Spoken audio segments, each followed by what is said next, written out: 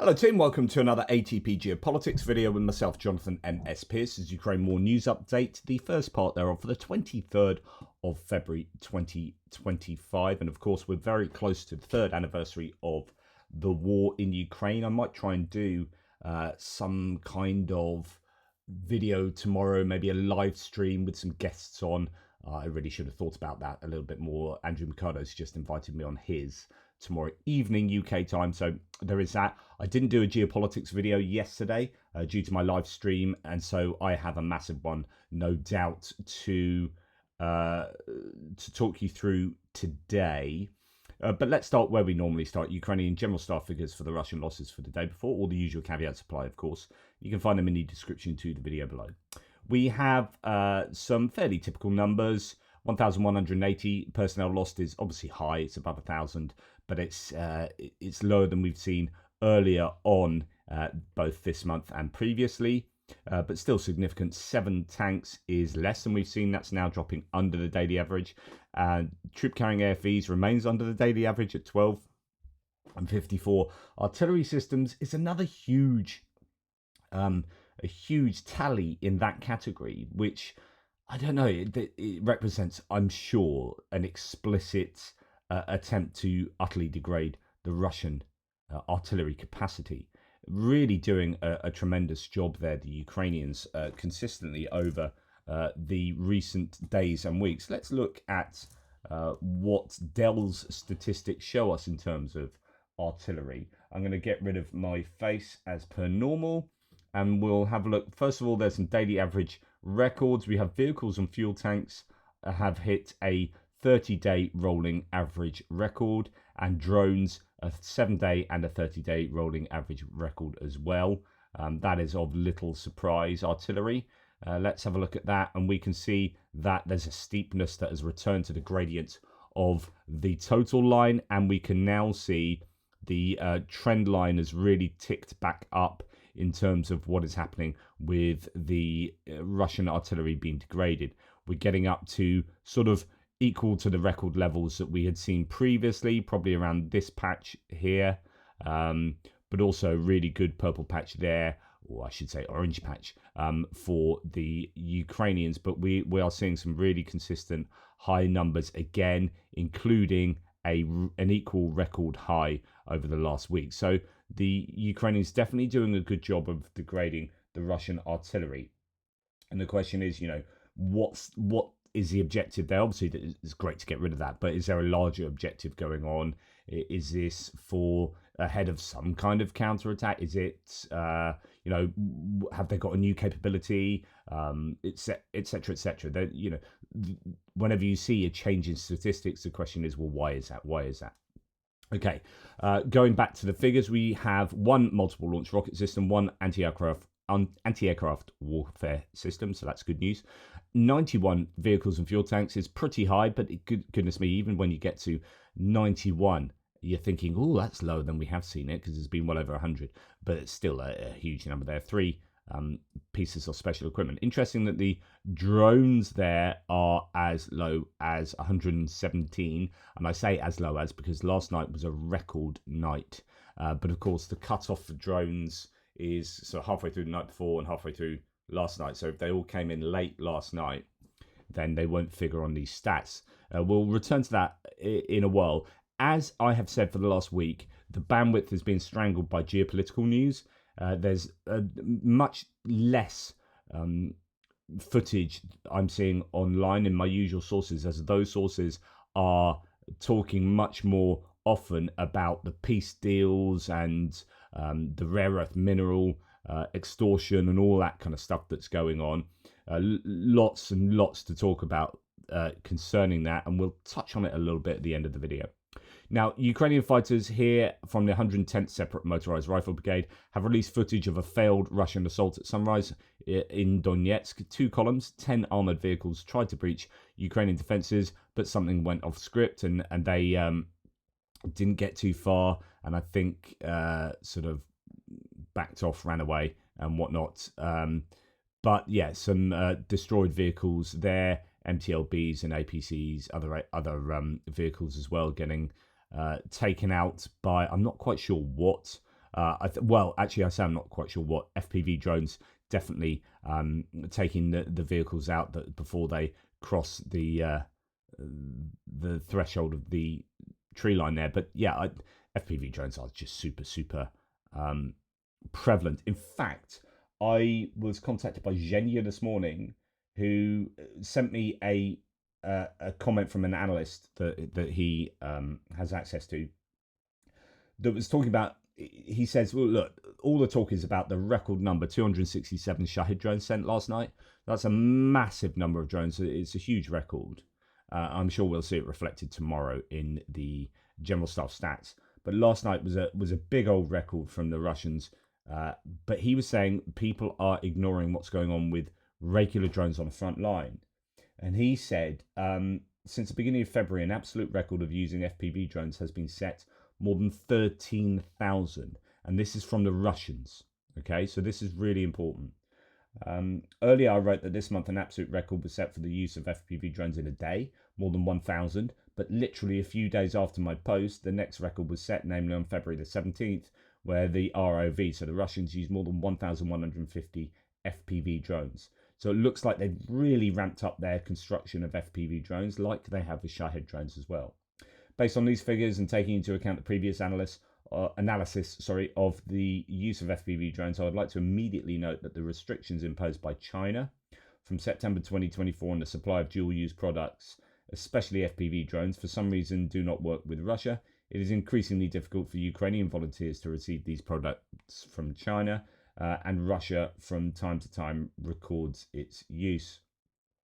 It is obvious that February 2025 will be an absolute record holder for the use of FPV drones by Russian occupiers. Apparently, the monthly figure will exceed 18 to 19,000, and the average daily figure will be 800 units. By the end, I want to note that the use of drones does not mean successful strikes.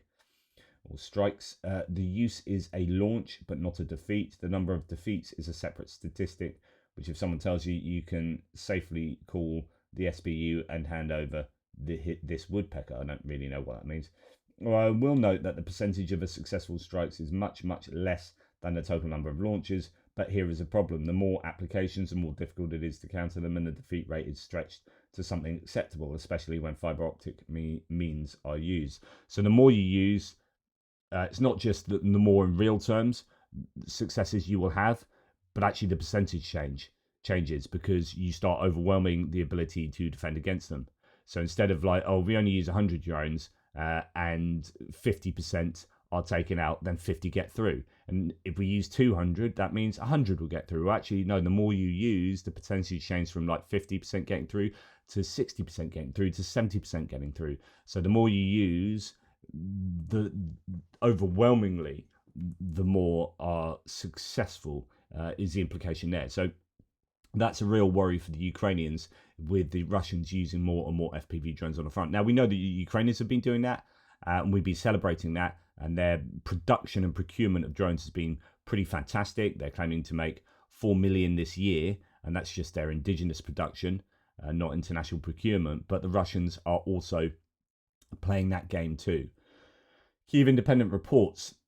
So talking about, actually, that should have been there in the wrong place. I'd like to start with personnel losses, and actually, we have further. I presume this is in Media Zona and BBC Russia.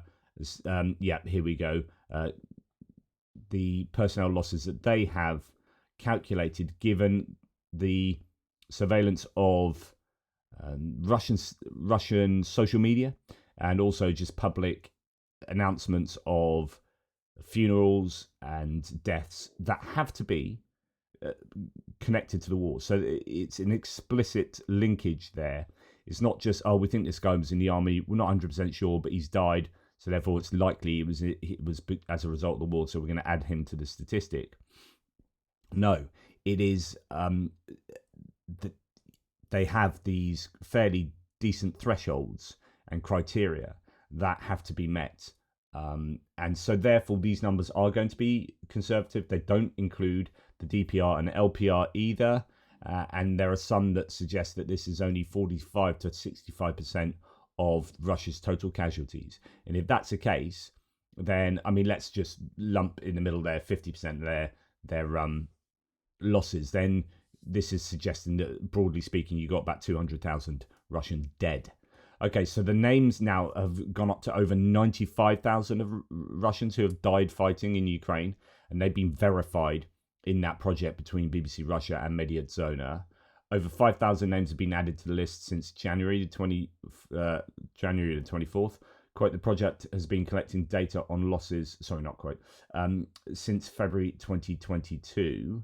While the project confirmed over 95,000 deaths since Russia launched its full-scale invasion, the true death toll is believed to be much higher. Military analysts consulted by researchers estimated that the list likely represents only 45 to 65% of Russia's total casualties. The current list includes 16,171 convicts who were recruited from penal colonies to fight in Ukraine, and the total number of convicts who have died on the front lines is likely much higher. That's definitely one of the categories that's going to be undercounted. Been an awful lot of convicts fighting, and an awful lot of them won't also be announced. The numbers of missing in action are very high for the Russians. They don't like to announce all of their deaths because then, one, the commander of whatever unit it is has to report it to their boss, and they get into trouble if they have high losses. So that the missing in action allows them to get around that, and two, they don't have to pay out. So the MOD doesn't like paying out all of this money to the families of those who have died, and so missing in action is a way of postponing that eventuality. Prisoners could account for a third of Russia's military losses since the full-scale invasion, researchers have said. As mentioned, the researchers verified the names of the dead using data from official reports, newspapers, social media, and graveyards as well. Russia's not released official figures since September 2022, when they said 6,000 personnel have been killed. And of course, my goodness, it's been a long time since then. Zelensky has claimed that nearly 250,000 soldiers fighting for Russia's armed forces have been killed. And that would be somewhere near what you would estimate from these numbers, given, so that would be more if there was 45%. So that the bottom of that range would allow for somewhere nearer 250,000. But this statistic, of course, is more of a verifiable number than Zelensky. Zelensky is probably going to be giving you the maximal number that they could get away with saying for sort of PR reasons and morale and all of that. Okay, moving on. So I've already gone through that one. An entire Russian squad here. Now, War Translators shared this. I'm fairly sure I shared this exact video. It looked identical to this. But it might not be because there were... Oh, yeah, there is. So there's someone over there. Yeah, I thought so. I think this has been shown before. An entire Russian squad, or what was left of it, surrendered to Ukrainian fighters on the Pokrovsk front, stepping forward with a white flag ahead, which is why I said I'm sure the footage came out a week or two ago. But I thought the reason I am going to share this again is to remind people that this is still happening. But if this is true, this is just a random commenter on Blue Sky. I have no idea of the truth of this. But interesting. If I recognise the sequence correctly, it's the one where, so that again, this indicates it's a previous footage. It's the one where the UK drone wasn't bombing, but had a loudspeaker to encourage the soldiers to surrender. And it works well, apparently. So it could well be that they are using techniques like this, like loudspeakers on drones to announce, that we won't hit you if you come out and surrender. And actually, people are like, this sucks, gonna probably die. And hopefully we won't die and we won't get tortured if we surrender to the Ukrainians, as we have been told. Those rumors fly around the Russian units that, in fact, surrendering is a fate worse than death because you get tortured horrifically and blah, blah, blah, even though that's not true. Okay, moving on to this claim, and I'm somewhat dubious of the accuracy of this. David D was repeating this yesterday, who's a very pro-Ukrainian guy on the socials, on Twitter. Don't always think he's particularly accurate. The Russian note an increase in the use of F-16s in the Kursk operational zone. They allegedly fly daily, accompanied by MiG-29s, and are mainly used to hunt Russian aircraft. So that's slightly more interesting, more believable. Yesterday, David D was talking about how F-16s are going on these bombing runs, and other people are like, yeah, they don't generally have those kind of munitions on them. They usually have this and this and whatnot. But if they're being used to hunt other airplanes, then that is interesting. Okay. Let's read this anyway, pinch of salt, although it's coming from the Russians. How Ukrainian F-16s operate in the Kursk sector. Archangel Spetsnaz has noted increased activity of the US-made F-16 fighter jet supporting Ukrainian forces in the part of Kursk region occupied by the Ukrainian armed forces. We confirm the information provided by our colleagues. Over the past week, F-16 activity has sharply increased. Whether this is due to a reduction in the number of Soviet-made aircraft or a worsening situation on the front, forcing the enemy to deploy such critical fighters to support advancing forces, we won't speculate. However, it must be also noted that if we go back to and I have to get rid of my face again, if we go back to Dell's stats here, the General Staff, not aircraft, we want anti-aircraft, has also claimed a number. If you look at it's slightly more dense with the orange here, right at the right hand side here, with a huge number up here where one day they had 6 anti-aircraft warfare systems taken out. Now, again, what explains this? Is this, just like we said with artillery, is this an explicit attempt to degrade the Russian anti-aircraft capabilities and capacity? Well, could well be, and it could well be that they are being targeted in Kursk as well. So that could fit in with this. Okay, to continue, a bit about their tactics. F-16s have been recorded almost daily over the past week. Initially, the aircraft flew to the border of the Poltava and Sumy regions before turning back. Their actions resemble reconnaissance of flight routes before active deployment. They operate in groups of 3 aircraft, 1 F-16 and 2 MiG-29s. The MiG-29s serve not only as escort fighters, but also to conduct strikes, being armed with JDAM and hammer-guided bombs. So this would then say that the F-16s aren't doing the bomber runs, but they are protecting the MiG-29s. So MiG-29s fly close to the border, while the American aircraft remain at a distance. Most likely the F-16s act as hunters, targeting our aviation. Colleagues have reported the F-16s are armed with AIM-120C air-to-air missiles. When operating in the Kursk sector, these fighters take off from 2 airfields, Vasylkiv and Cherkasy. The MiG-29s are stationed nearby and take off simultaneously with the F-16s accompanying them throughout the flight.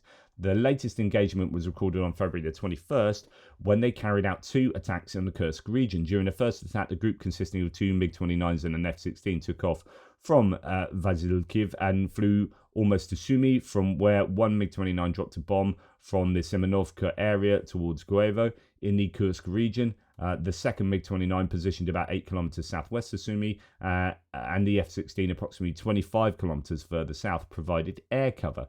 So 1 MiG-29 is bombing, and the other 2 are actually protecting that MiG-29 and whatnot. In the second attack between 5 and 6 o'clock in the evening, 2 MiG-29s and 2 F-16s from the same area were used.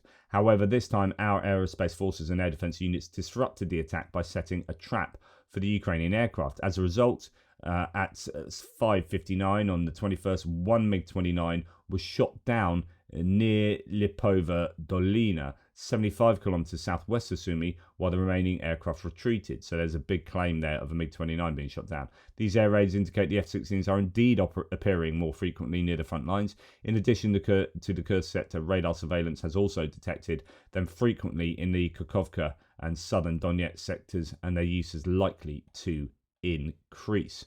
Interesting. Of course, can't talk to the accuracy of those claims, but they seem fairly plausible. Now, last night, a record number of drones were sent into Ukrainian airspace, 267. That's absolutely phenomenal. If we go and look at the previous record for drones, then drones, these are figures, however, that represent drone losses, and that must be recognized here. 183 is a previous high, so 267, and most of those are shot down. So that's smashing the previous record, absolutely smashing it. 267 fired, 138 shot down, 119 stopped. So let's 120 onto that, so that's 258, take away 257. So 257 out of 267, but with 3 flying to Belarus, so that's 260, and 1 to Russia, 261. So yeah, that is it. Oh, it's done the maths for me. 6 drones evaded air defense. Well done, me. 6 drones evading the air defense out of 267 is a pretty damned good interception rate. But as I said yesterday, still you accumulate those losses, those strikes, 5 one day, 6 the next, 5 the next, 4, 5, 6, and then you add them up over the course of a month, and you've got 150 strikes over a month, doing an awful lot of damage, no doubt. So, as Anton Gerashenko says, a record high of 267 drones. According to Air Force Command, 138 were shot down, 119 were lost by the radars. Kiev, Dnipro, Odessa, Poltava, Zaporizhia regions were hit. In Kiev, drone fragments fell in the Hrishko National Botanical Garden. Private dwellings were damaged in Odessa and Zaporizhia. Another sleepless night for Ukrainians nearing 3 years of the Russian terror. Ukrainian air defenses at work over Odessa, according to the Ukrainian Navy, and that's probably with the L3 Harris, those APKWS laser-guided missiles now can be shot off some smaller boats and maybe even sea drones. Tim White says Kherson, Zaporizhia, Odessa all report explosions during the evening's air raid in the latter residential building. So that's Odessa. In Velikodolinsky caught fire, but there were no casualties. More electricity substations are thought to have been struck. So another attempt, at least, on the energy infrastructure in Ukraine. They also launched some ballistic missiles from Crimea that hit Kryvyi Rih. A fire can be seen in the city after the explosions. Critical infrastructure is likely to have been the target, but no further details. So Kryvyi Rih has really been targeted a lot recently. One channel reports that hotels being hit in the city. It's unofficial. Still awaiting official comment from Russia after they launched launched their ballistic missiles at the city in the Dnipropetrovsk region. So yeah, there's footage now coming out of Kryvyi Rih being struck. Yeah, not sure what was hit though. But yeah, there's certainly footage coming out. And my goodness, in the Zaporizhia region, more strikes by Russia. Earlier, a clinic and other buildings were destroyed by shelling near the front line. That's absolutely despicable, isn't it? I saw an update of the number of medical centres and clinics that have been hit during the war, and it's absolutely phenomenal. It's disgusting behaviour from the Russians, as you would expect. And then fires in Kiev from falling drone debris. Remember, the drones don't always get exploded in the air. They don't always, hit the warhead when they take them down. You hit the wing, or you do it with electronic warfare. If it's loaded with a warhead, that is going to fall and explode on the ground. Video's been doing the rounds today. It's said to show the remains of a camp used by Russia before being hit by HIMARS. So HIMARS is not something we hear a lot about at the moment, and I imagine that they're going to be running pretty short on HIMARS missiles because the US appears to have halted its deliveries even of previously appropriated equipment to Ukraine. At around 20 seconds, the narrator says you can even see their boots. I've tried but cannot geolocate it, and it looks like it could be quite old, says Tim White, so don't know much about that footage. Okay, and then again, hearing hardly anything about Ukrainian strikes overnight. So either they're not firing too much into Russia, maybe they're waiting for some big symbolic strike, like perhaps tonight, given the 3-year anniversary of the war, or maybe they are doing these strikes, or maybe they don't have enough of their own munitions, which would be a huge shame. They had some good, successful, consistent, wide-ranging strikes over the course of a sort of month, 2 months recently. January was pretty good for them, and the beginning of February, but it's kind of tailed off. But it could also be that we're just not hearing about it, and these strikes are happening, but they're happening in the middle of nowhere. So here, for example, we see a strike in Brusyansky settlement in Uzlovsky district in the Tula region after a drone attack on the area of an oil depot. Something's burning, but not sure what it is. It's quite a distance, but there could have been a strike there last night. The Ukrainians could have been successful, but we'll see if anything emerges. Then we're on to other bits and pieces. It's worth noting that, well, there are some rumours. Preston Stewart says a Russian mill blogger, two majors, who's fairly active in the Kherson region, is hinting at a possible Dnipro crossing to try to take Kherson. He points to the fact that Russia has a manpower advantage in the immediate area, but recognizes this would be the most complex maneuver by Russia in a long time.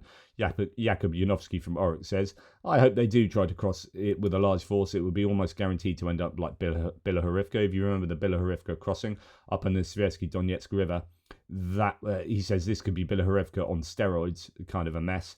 There was, 100 pieces of equipment that were lost. It was an absolute disaster a good couple of years ago. It was in the first year of the war. That was a disaster for the Russians. And I think they tried it 3 times, and every time it was a complete disaster. Worth knowing that while the German elections are taking place, another sabotage attempt on board a German Navy ship is under investigation. The frigate, the Hessen, currently in port in Lower Saxony, was allegedly tampered with. Someone tried to contaminate its fresh water supply with waste oil. So that has happened. Then we're going to get onto a few bits and pieces on peace talks. Billionaire entrepreneur Elon Musk has denied reports. Well, actually, no, not peace reports. This is on Starlink. So we heard that Starlink was being threatened with being turned off if the Ukrainians didn't sign up to the minerals deal. And of course, that minerals deal was completely extortionate. I mean, trying to extort Ukraine. Horrific deal where they get nothing. It's just payment for previous stuff. So there was this rumor of Starlink's being linked to that. He has come out and said that that is not true. Responding to a report by Reuters, Musk called the claim false and accused the news agency of lying. So he had a right go at Reuters, but it could well have been true. But lots of people are coming out saying, well, it would be quite problematic, because if Starlink were turned off in Ukraine and occupied regions and whatnot, then first of all, a lot of these people have private contracts, if you like. They're paying money to Starlink. If Starlink turns it off, not only could there be legal ramifications, there could also be, they would take a financial hit, because the money that Starlink get isn't really from the kit themselves. That's relatively cheap. It's the subscriptions on a monthly basis for each of these pieces of kit to be used. That if that gets turned off, then he loses loads of money.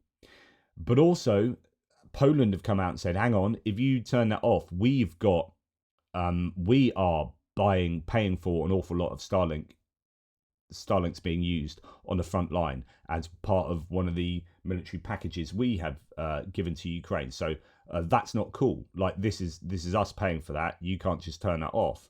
So it's not just private, because a lot of soldiers pay themselves as well. A lot of the units pay subscriptions.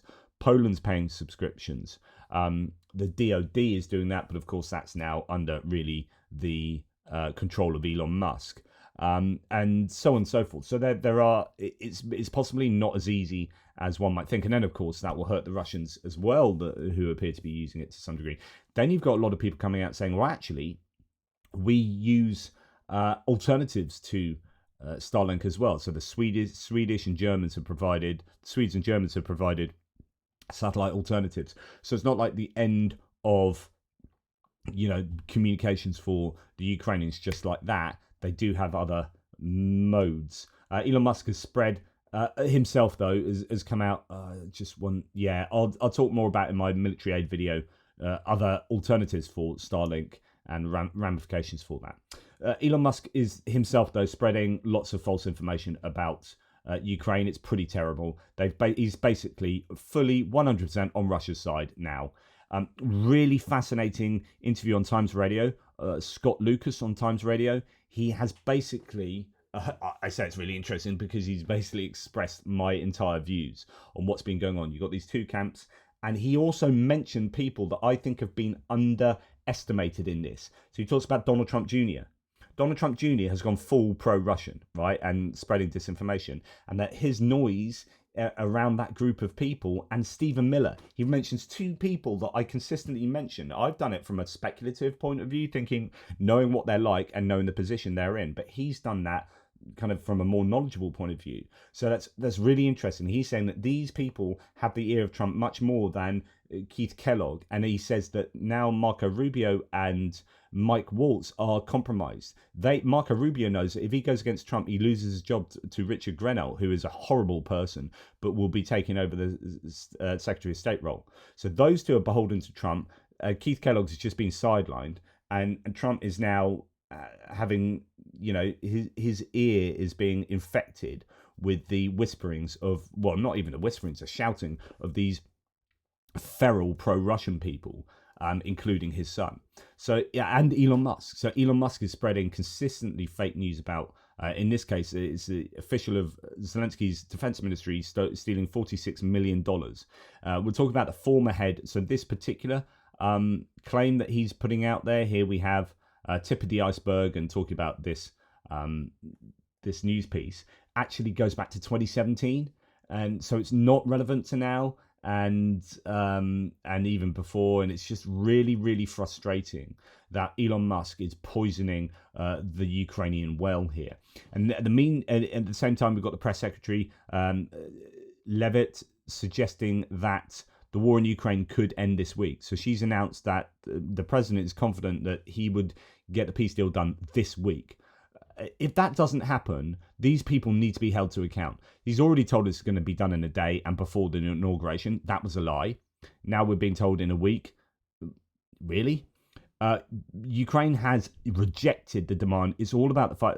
Something else that Scott Lucas said was that basically Trump is all about a photo opportunity with Putin. He would love a photo op with him, Nobel Peace Prize type thing, and it's this $500 billion deal. He wants that deal for the minerals. He's so transactional that this is what is driving him. And the rejection of this deal initially is when he went on the rampage against Zelensky.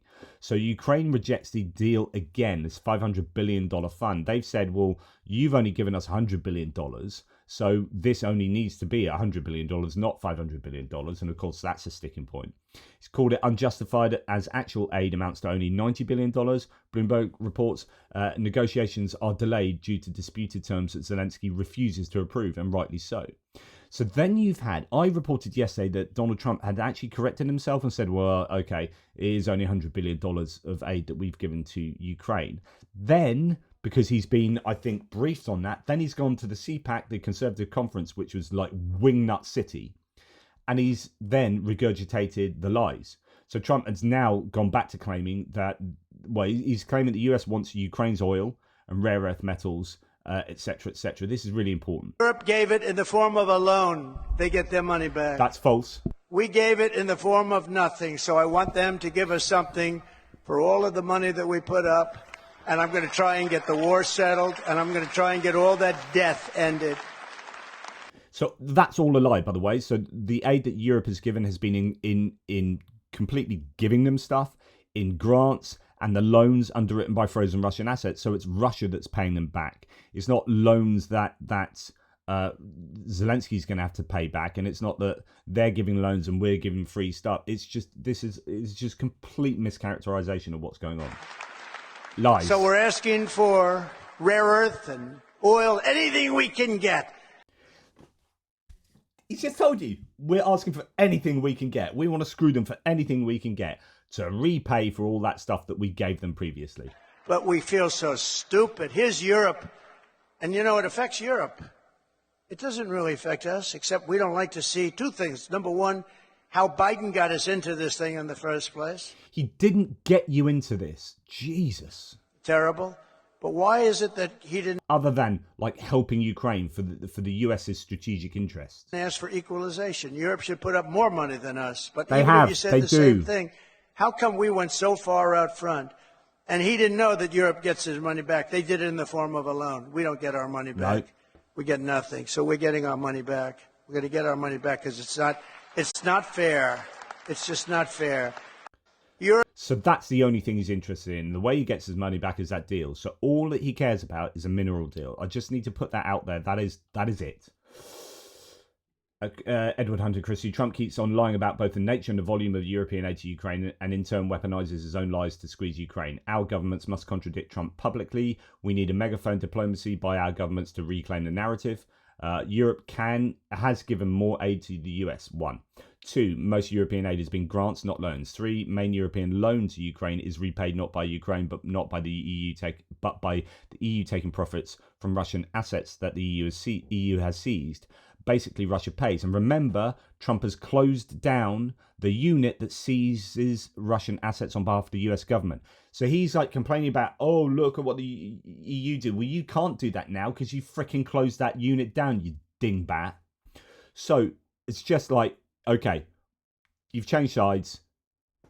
You guys suck. We're going to have to do this alone. And when you've got Andrzej Duda, the Polish president, has just been over for an hour meeting with Trump. He got 10 minutes and got nothing. You've got Macron going on Monday, Starmer going on Thursday. They're not going to achieve anything. So my opinion is they should just go in and be really freaking strong, because you're not going to change any minds there. Be really strong, say, screw you, and then Europe goes on its own. But the Pentagon has come out and denied Trump's claim. So these guys are going to be sacked, right? Pentagon has denied Trump's claim. The US did not give Ukraine $350 billion, only $183 billion, reports Voice of America, of which $58 billion was spent in the US to boost defense industry and upgrade weapons, and $4 billion hasn't been spent. So interesting that the Pentagon itself has denied Trump's claims. Oof. Now, it's interesting what's going on in the markets at the moment, because and this gives you an indication of whose side Trump is on. So on the left, you have the Russian markets, who have been rebounding and loving it. They're loving what Trump is saying. This is good for the Russian economy. What Trump is saying is good for the Russian economy. But on the right, you have the American economy and the stock markets. And the stock markets are not reacting well to what the US is saying and how Trump is positioning the US. And that tells you an awful lot. Now, I just want to respond to this comment here, because I think it's really important that, one, we're accurate and truthful all the time. And two, we need to understand the motivations of Putin in order to understand how to deal with Putin. What's going on? If you don't know why he did things and what happened historically in the war, then, you know, garbage in, garbage out. You end up making rubbish decisions because you've got rubbish analyses.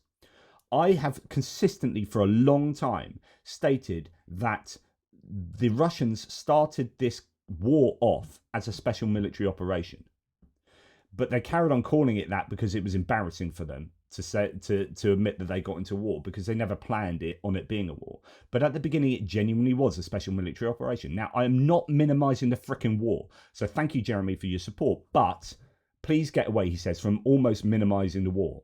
It is petty and frankly pointless semantics whether it should be called a war or an SMO. No, it's not. This is about understanding what Putin was trying to do. That's like labels, whatever. Like you say, petty semantics, yeah.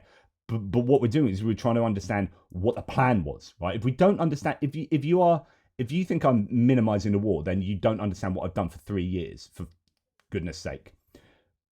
But we need to understand correctly and accurately what Putin was doing.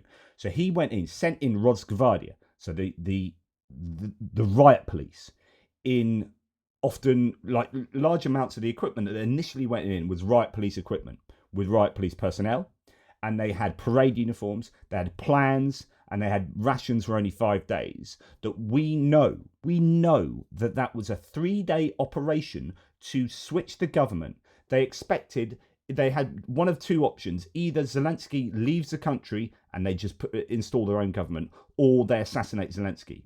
Both of them were being planned for. Then they had crack troops landing at Hostomel airport.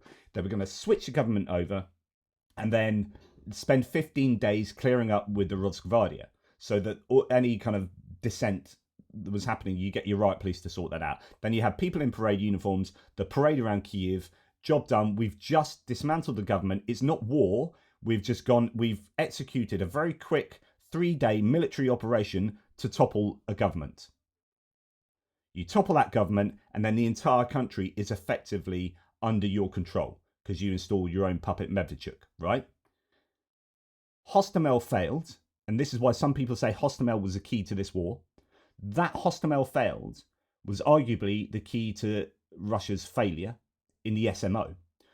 And then they got stuck with all of these vehicles because the Ukrainians did some clever things with blowing up bridges, railway bridges. So they couldn't use a railway. They had to use trucks. It was the wrong time of year. They got bogged down. There was loads of mud and they didn't have the logistics lines. So it all screwed up. And it went from being a special military operation straight away to being a war. And because they didn't plan for a war, the whole thing was planning for an SMO. That took them the rest of the year to then get their planning up for a war. They're now in war mode, right? This is 100% a war, and it was from day 3, right? But it wasn't originally. And if we stop understanding that because it's minimizing the war, because I'm using the term SMO for the first 2-3 days, then you are not understanding what happened. And if you don't understand what happens, then you don't understand the intelligence that was going into Putin. Then you're misreading Putin, you're misreading the whole thing. I am not minimizing the war, of course I'm not.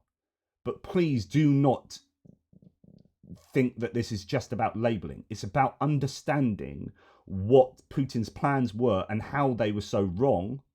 Then what we need to do is try and, like I've said right from the beginning, I wrote articles on this at the beginning of the war.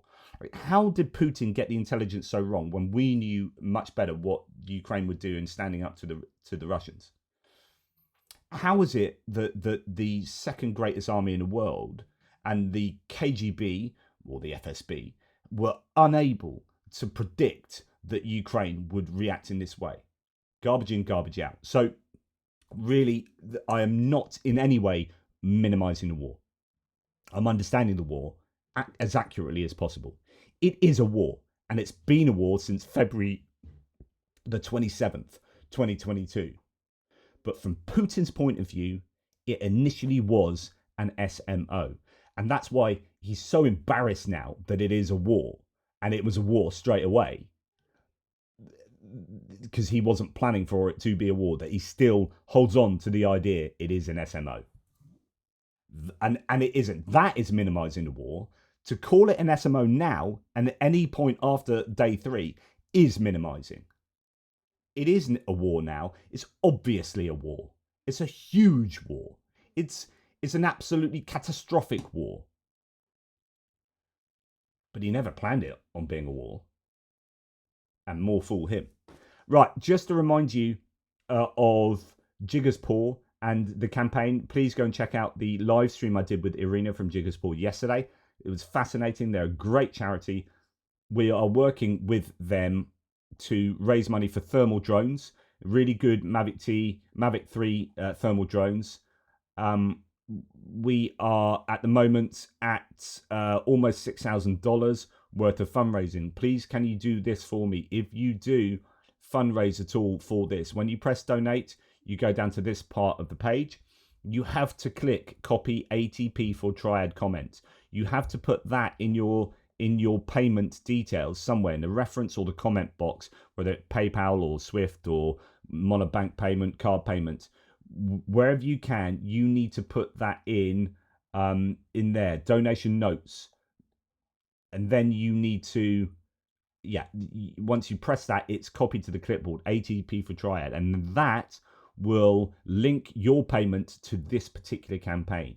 There was some of you in the live stream that didn't do that yesterday. Hopefully Irina has now corrected that, but that might not be able to happen going forward. I mean, it still goes into supporting DZYGA'S, but it just won't go to our total, and I mean it'll take longer to reach our campaign total. So that would be really great if you can help out with that. It means a lot to me, and it will mean a lot, obviously, to the troops who are getting these. And whatever is being fundraised by people outside of Ukraine is going to be matched by people inside Ukraine. DZYGA'S doing that, where like if there's basically it's the whole campaign, not just us, but the whole larger campaign's $300,000. $150,000 would come from Ukrainians, and that's going to be matched by campaigns like ours. So to match it with the other 150,000, ours is 17,500. So if we can do that, that would be amazing. Thank you. Take care, and I'll speak to you soon.